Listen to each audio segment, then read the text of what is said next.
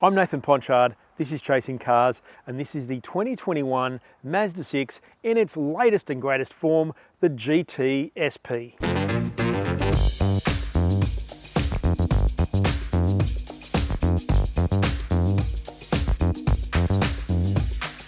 Now this third generation Mazda 6 has been on sale since late 2012, which means this car is 9 years old, and for a Japanese car, that is absolutely ancient. But Mazda has continually updated this car pretty much from the moment it arrived. In fact, probably not. First update was early 2015, but then they did it again in middle of 2016, and then this general car here was released here in May 2018, and now we have the 2021 version of it, which is mainly adding a little bit extra embellishment on top of that turbocharged upper model that launched in 2018.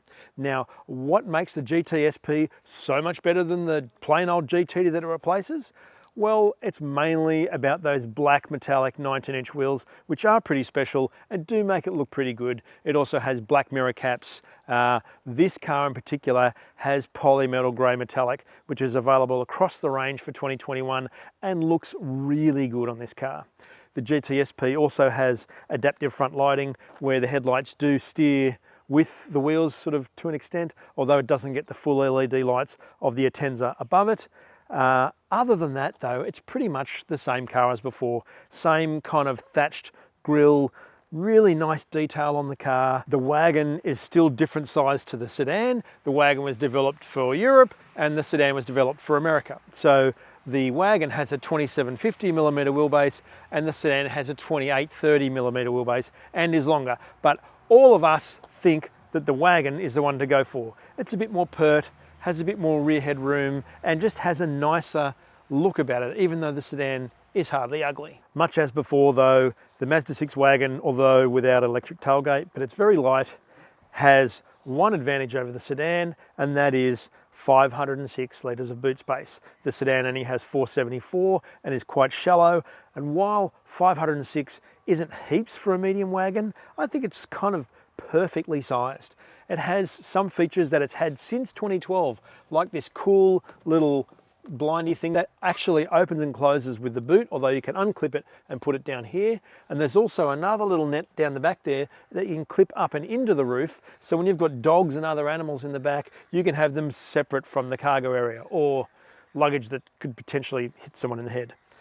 Underneath the floor here, we just have a simple space saver spare, but we do have a couple of neat little features. We've got these little buckle handles to release the backrests, which flop perfectly almost flat, although not the old Karakuri system that Mazda used to have where the cushion would go with it, although it's still almost flat. And it also has two little carry hooks here and a 12-volt outlet down here. And it's beautifully finished with this little aluminium kick plate here and this really nice carpet. It's aged amazingly well, given that this car is 9 years old. Where the GT SP's interior differs for 2021 is just about the detail. It's mainly about these burgundy leather seats, which are actually really nice.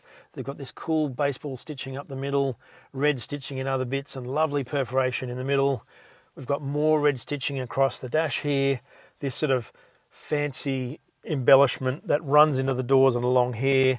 But other than that, it's the same as it was when it was updated in 2018, which means it has much more of a horizontal design theme than it had in 2016 when it last had another dash update, and the dash update before that was new infotainment in 2015, all of which have massively elevated the Mazda 6 from where it was in 2012, which wasn't really that great, to where it is now, which is amazingly timeless for a car that's nearly 9 years old.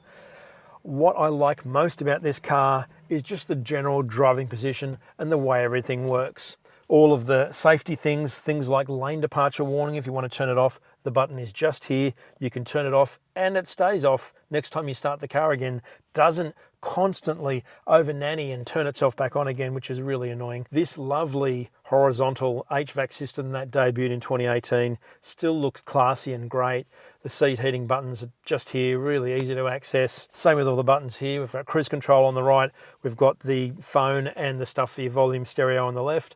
About the only area where it really does kind of fall down is, surprisingly, infotainment. It has this small 8-inch screen here, which is a little bit slow to react. Frustratingly, it still has to be operated through this dial when the car's on the move. Even Toyota doesn't do that all the time anymore, but it does have a Bose stereo with 11 speakers and a 231 watt amplifier in this GTSP, and it's excellent. The speaker in the center of the dash here is like that wide, like huge, and you have this lovely staged sound. It sounds really good. The USB ports though are hidden away in here. We've got a phone charging one and another USB and an old auxiliary one here, plus a 12-volt outlet in this little tray, and that's all fine. It sort of packages it away and you can run the cord out the side. It is not wireless Apple CarPlay, it needs a wire. Weirdly, the phone sits down the front here in this tray that looks perfectly made for wireless charging, but doesn't have wireless charging. It's just a little rubberized mat, and that's fine.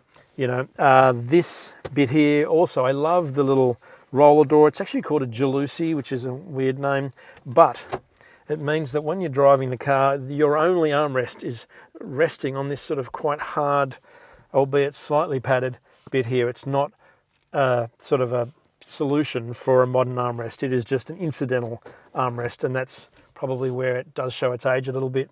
Other than that, the quality of the car is great. The general view is really good, and you sit down and in the car. In this seat, I have a 10-way electric adjustment, although the memory seat buttons are hidden down the side of the seat here. The passenger only gets a 6-way, which means you can't do under thigh tilt. You can only lift the back of it, which is a little bit cheap, but better than what Mazda's used to be like. In terms of storage in the door here, I can easily fit Vietnam's finest drink, which is this little coconut water here.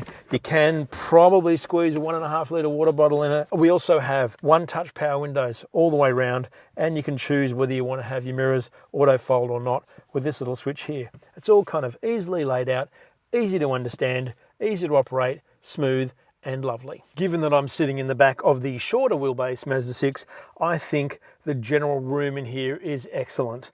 I have plenty of leg room. This seat is as low as it'll go, and I still have room to move my toes. I've got a really great view in front of me, and both seats are pretty much of an even height, so everyone gets the same view, and the seat itself is really good. Like, it's nice and supportive. It's got a moderate amount of under-thigh support, not heaps, but enough. While the doors don't have those full proper grips, it does have something to grab onto here. There's 4 of these in the roof. I don't know why the driver needs one, but they do have one here. We've both got map pockets, rear air vents as per every single variant in a Mazda 6. And the middle seat in here is actually pretty comfortable too. You do sit quite higher than the 2 outer seats, but you've got, I don't know, surprising amount of comfort. You could do 3 up in this car for some time and not complain too much.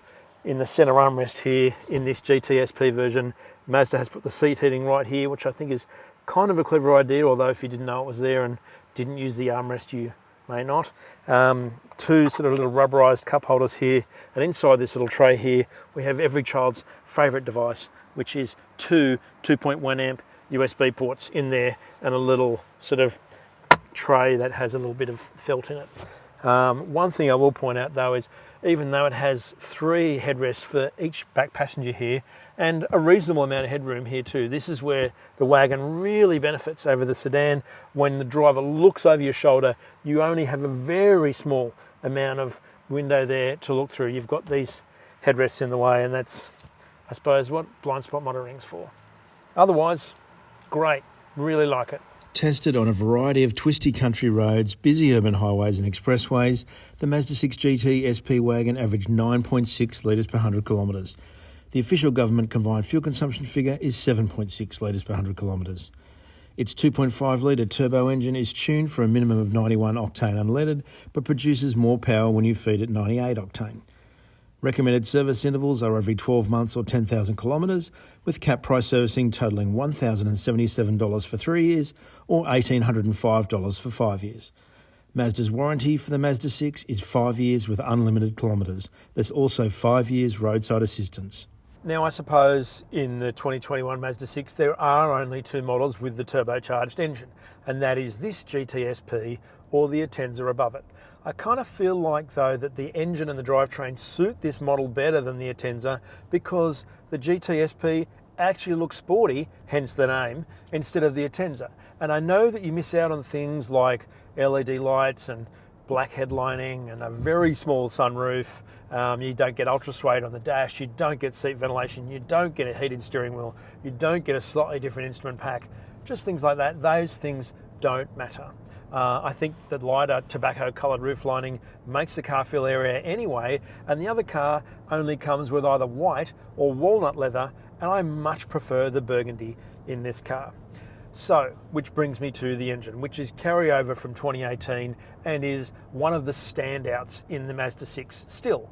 It's the same engine that's in the CX-9, although here we're only in a medium-sized wagon that weighs 1,615 kilos and not 2 tons, and so the benefits of that are obvious. It has 170 kilowatts at 5,000 RPM and 420 Newton meters from 2,000 RPM. And now this is a very low stressed engine. It's a 2.5 litre direct injection turbocharged engine, and those outputs aren't huge. But when you think about the fact that that torque figure is what V8s were producing 30 years ago, plus you've got a 6-speed automatic, and if you put 98 octane in it instead of 91, you actually get 186 kilowatts instead of 170. So there is ample performance here. This car is all about the torque, to the point where when you put your foot down in the mid-range, it's almost like it has a bit of electric boost in it. So instantaneous is that torque kick in it. I absolutely love it.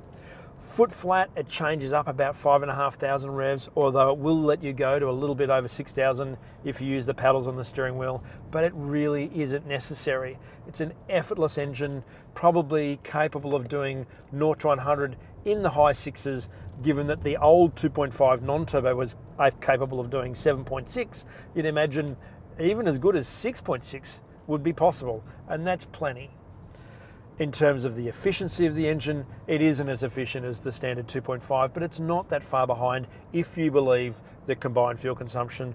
The standard 2.5 is 7 litres per 100, this one is 7.6. In our driving, I averaged 9.4 litres per 100 over several hundred kilometres of very mixed driving, from really tight city stuff to a lot of freeway running up into the Blue Mountains, that sort of thing. Today, in 50 kilometres worth of city driving, we're at 10.8. And really that's not that bad, given that I was trying to briskly get to the location. In terms of the rest of the driving of the car, it has this fluent suaveness about it that has developed over time.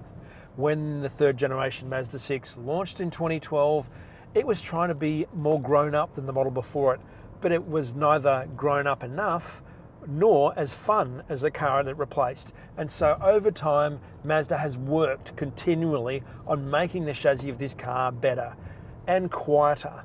In fact, probably the only area where the Mazda 6 still shows a little bit of its age is a little bit in terms of tyre noise. Other than that, the dynamics in this car are excellent. The steering is positive and really precise without being like over sharp. It feels solid and planted on the road.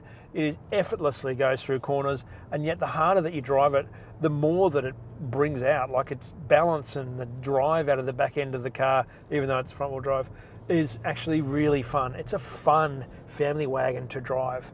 And finally, after all these years of this sport mode being just too oversensitive, you could now put it in sport, which you can do by just flicking it with your thumb like that when it's on the gear lever, and as soon as you start braking down a hill, it's almost like the Mazda 6 intuitively knows when to keep a gear, when to down change a gear. It's actually really good.